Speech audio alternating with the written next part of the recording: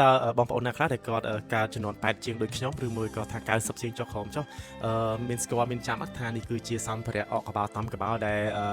លោកយាយលោកតាយើងគាត់ធ្លាប់បានប្រើប្រាស់សម្រាប់ធ្វើការហូបម្លូស្លាហើយសម្ភារៈដែលខ្ញុំកំពុងតែបង្ហាញនៅក្នុងនេះគឺជាផលិតផលដែលធ្វើអំពីប្រាក់សុទ្ធហើយគឺជាគំនិតដែលយើងធ្វើឡើងក្នុងគោលបំណងក្នុងការបង្ហាញអំពីអត្តសញ្ញាណជាតិជាវប្បធម៌របស់យើងផងដែរដែលរំលេចជាមួយនឹងភ្ញីទេសហើយនឹងតបកឈូកយើងមិនមែនធ្វើត្រឹមតែសម្ភារៈដែលធ្វើអំពីប្រាក់ប៉ុណ្ណេះទេយើងមានធ្វើអំពីស្ពាន់ទៀតផងដែរហើយប្លង់នេះខ្ញុំសូមបញ្ចូលសំឡេងវិញដោយសារឮសំឡេងខ្យល់ខ្លាំងពេកនេះគឺជាឈុតអកកបោធ្វើឡើងពីស្ពាន់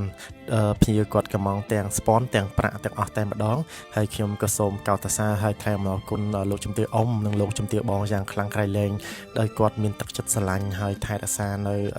គេដំណើរវប្បធម៌ខ្មែរមួយនេះដែលធ្វើការដាក់តាំងបង្ហាញឲ្យកូនចៅជំនាន់ក្រោយបានដឹងផងដែរហើយមានភ្ញៀវមួយចំនួនបើសិនជាគាត់កំពុងតែស្វែងរកសម្ភារៈទាំងអស់នេះហើយរកថាតើនរណាជាអ្នកធ្វើឡើងអញ្ចឹងបងប្អូនអាចធ្វើការតំណែងតំណងមកពួកយើងខ្ញុំបានដោយសារការងារនេះពួកខ្ញុំជាអ្នកឡើងប្លង់ជាអ្នកព្រួយផ្ដើមឡើងធ្វើឡើងសម្រាប់ជូនភ្ញៀវដើម្បីដាក់តាំងបង្ហាញផងដែរ